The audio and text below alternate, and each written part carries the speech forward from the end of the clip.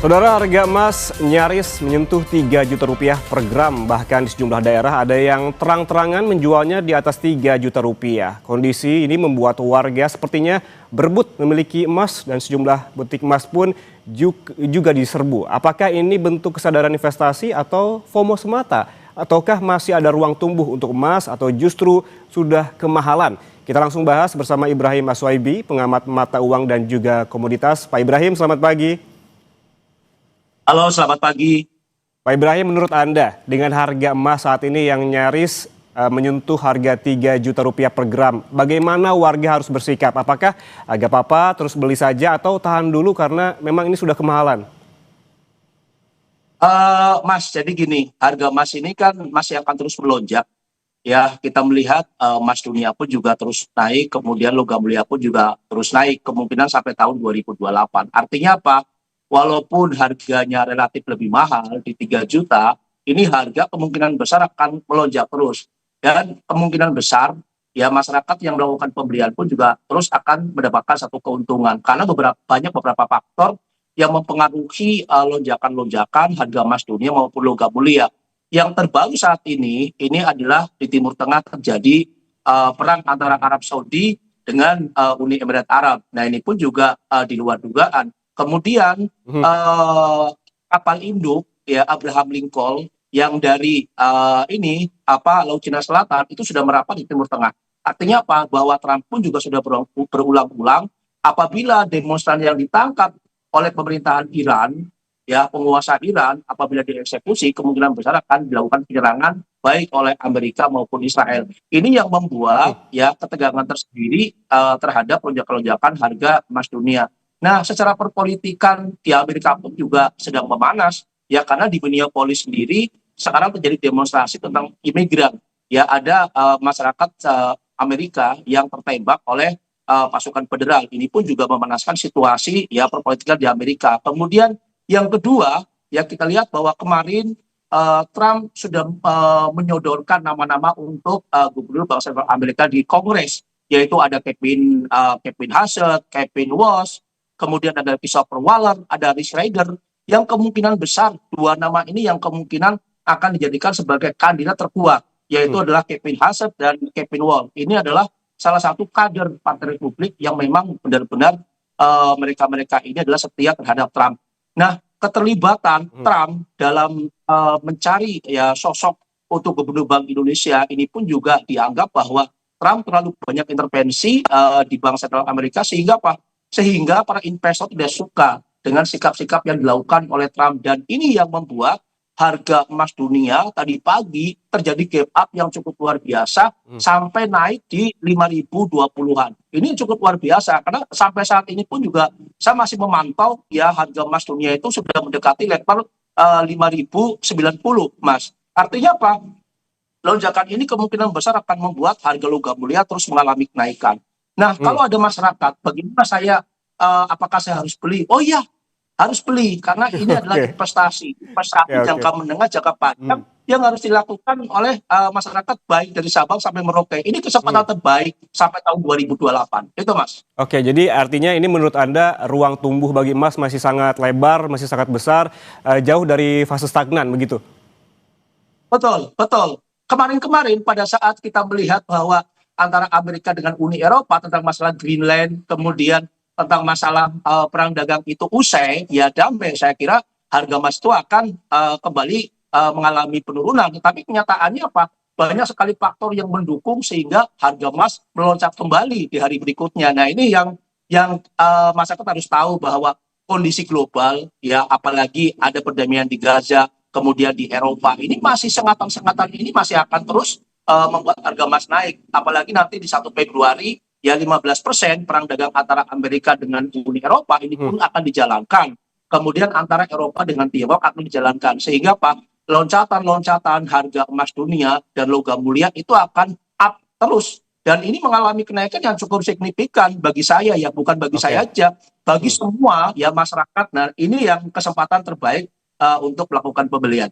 Oke, kalau kita melihat tadi kebanyakan faktornya adalah dari kondisi global, geopolitik terutama langkah-langkah politik dan juga ekonomi dari Amerika Serikat. Kemudian kalau kita kembali ke dalam negeri, kondisi ini Pak Ibrahim, membuat butik-butik emas diserbu oleh warga. Sepertinya kalau kita lihat ada panic buying emas di sini. Anda menilainya bagaimana? Ya, kalau panik buying itu memang sudah terjadi sebelum-sebelumnya. Ya, ini akibat dari sosialisasi edukasi dari media yang cukup masif. Ya, sehingga masyarakat tahu, apalagi masyarakat teknologi ya, teknologi sekarang sudah masuk ke daerah-daerah terpencil. Mereka tahu bahwa saat ini adalah logam mulia pun juga cukup bagus. Apalagi notabene kemarin ya ada satu kekisruhan di kripto yang mengalami kerugian cukup besar, sehingga dari situlah masyarakat, terutama adalah Gen Z, itu kembali mencari investasi yang paling aman, terutama adalah di logam mulia. Nah, di sisi lain pun juga, kalau tentang masalah FOMO, ini juga di mana-mana terjadi. Cuma permasalahannya barangnya ini kan terbatas, terutama adalah di Antam, kemudian di Pegadaian. Nah, kenapa sih kok ada keterbatasan terhadap logam mulia? Karena Freeport sendiri dari bulan Oktober 2025 sampai nanti bulan April ini menghentikan produksinya. Ya, walaupun Kementerian Keuangan kemarin ya di bulan sebelumnya sudah memberikan satu pajak ya, pajak untuk pihak luar untuk emas ya sebesar 7,5 sampai 15%. Nah, itu pun juga menurut saya belum kelihatan sekali ya, sehingga apa? Supply dan demand ya ini mengalami penurunan, tetapi permintaan cukup tinggi. Nah, di dalam negeri sendiri pun ini yang membuat harga logam mulia maupun emas perhiasan terus mengalami kenaikan, Mas. Oke, sebetulnya kan kalau kita melihat tadi disebutkan oleh Pak Ibrahim, ada FOMO gitu, membahas soal FOMO pembelian emas, terutama emas fisik. Ada narasi-narasi, terutama di media sosial, terkait dengan emas digital versus emas fisik begitu. Banyak yang menyarankan membeli emas fisik saja, karena memang bentuknya memang yang jelas begitu dibandingkan emas digital. Bagaimana menyikapi hal ini, Pak Ibrahim? Oh iya, oke Mas, ini pertanyaan bagus sekali ya. Memang dalam kondisi kekurangan emas fisik, baik di Gerai Antam maupun Pegadaian, yang ini adalah salah satu alternatif bisnis itu adalah menggunakan emas digital, terutama adalah di bullion bank. Pemerintah sudah meresmikan membuka bullion bank. Ya, tujuannya adalah untuk aspirasi masyarakat yang ingin memiliki logam mulia itu bisa melalui bullion bank, terutama adalah Pegadaian maupun BSI. Kita harus ingat bahwa pada saat masyarakat melakukan investasi menabung emas digital di Pegadaian maupun BSI, BSI Pegadaian itu sudah mempersiapkan emas fisiknya 1:1.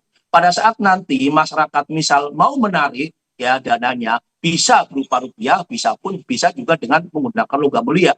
Jadi jangan khawatir bahwa emas digital itu akan menakutkan dan akan rugi. Tidak. Ini pemerintah yang membuat bullion bank, harus ingat bullion bank ya, ini adalah ada Pegadaian, ada BSI. Ini alternatif yang paling jitu. Kemudian spreadnya pun juga tidak terlalu besar. Kalau seandainya kita emas fisik itu hampir 100.000 per gramnya. 125.000 tadi Antam, Pak. Digital, ya, itu lebih pendek, sehingga apa? Untuk mendapatkan keuntungan itu lebih mudah. Itu Mas. Oke, kalau tadi memang meyakinkan warga begitu, sebetulnya tuh apabila misalkan Pegadaian atau BSI emas fisik dan emas Antam emas digital itu perbandingannya 1:1. Kalau berbicara soal strateginya gimana, Pak? Apa mending dicicil alias dollar cost averaging kah atau langsung beli banyak dalam kondisi harga emas yang sekarang? Ya, jadi yang saya selalu edukasi terhadap masyarakat, di emas digital itu uang seberapapun silahkan kalian bisa beli. Misal saya banyak punya dana, misal cuma 500.000 atau 100.000, bisa. Karena apa? Di sana itu di emas digital bisa di 0,01 gram itu bisa melakukan ini investasi. Jadi tidak melihat berapa besarnya uang ya. Kalau misal ada dana, masukin saja berapapun, 50.000 pun dimasukin ya di BSI maupun Pegadaian. Karena apa? Lama kelamaan ya investasi tabungan yang masuk ya ke Pegadaian maupun BSI kemungkinan besar akan bertambah dan akan banyak. Nah, kalau memang orang yang memiliki dana besar ya itu malah lebih bagus lagi. Karena apa? Ada prediksi di tahun 2026 ini harga logam mulia kemungkinan besar akan tembus itu di level 3.500.000. Artinya apa?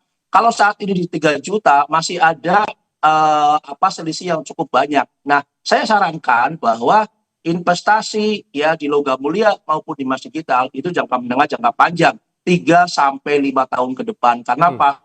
Kita harus lihat bahwa gejolak geopolitik, gejolak perpolitikan Amerika, gejolak bank sentral global, gejolak untuk supply dan demand, ya, kemudian gejolak untuk perang dagang, kemungkinan besar sampai tahun 2028.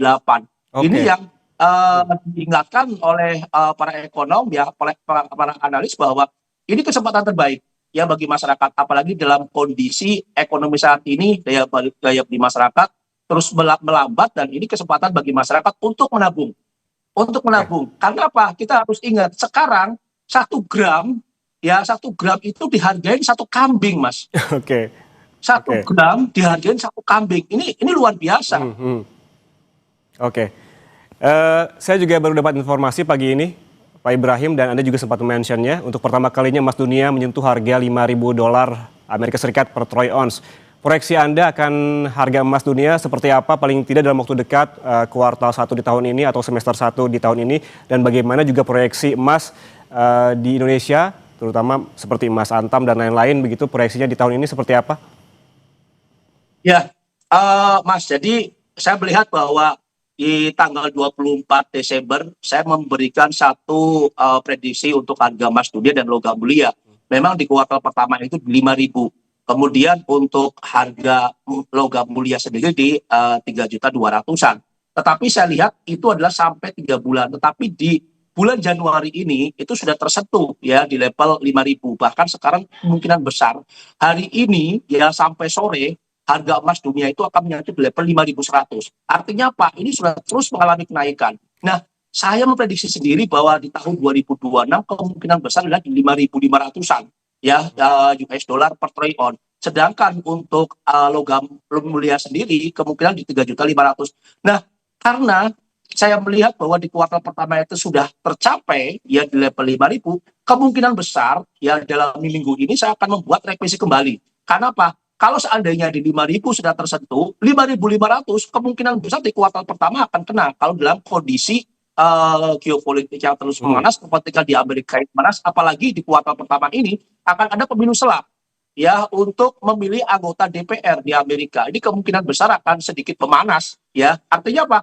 Bahwa bisa saja 5.500 itu akan tercapai di kuartal pertama. Nah, di kuartal berikutnya ya saya akan melihat kalau seandainya di kuartal pertama 5.500 kena, yang tadinya saya katakan bahwa 5.500 itu sampai akhir tahun, ya sekarang saya kerucutkan 5.500 di kuartal pertama, Mas. Ini kalau seandainya kena, ada kemungkinan besar ini cukup luar biasa. Masyarakat akan mendapatkan keuntungan yang begitu fantastis, ya, karena saya sendiri membuat satu prediksi di tahun 2026 itu prosentase untuk logam mulia itu hanya 66%.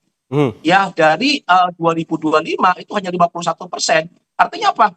Kalau seandainya ada perubahan lagi, bisa saja kenaikan bukan lagi 66%, tetapi bisa 75%. Nah, tinggal tunggu aja, Mas. Nanti di minggu ini kemungkinan besar saya akan merevisi untuk prediksi harga emas dunia dan logam mulia. Baik, luar biasa sekali proyeksi tadi Pak Ibrahim, di kuartal pertama harga emas dunia ini bisa menyentuh di 5.500 US dollar per troy ounce, dan juga ruang tumbuh terhadap emas ini juga masih sangat besar hingga tahun 2028, dan tadi juga sempat dibahas terkait dengan emas fisik dan juga digital yang memang tidak perlu dirisaukan begitu terkait dengan perbandingannya karena 1:1. Terima kasih Ibrahim Aswabi, pengamat mata uang dan juga komoditas, telah bergabung bersama kami di Kompas Bisnis. Pak, sehat Terima selalu. kasih, Mas. Saudara, kita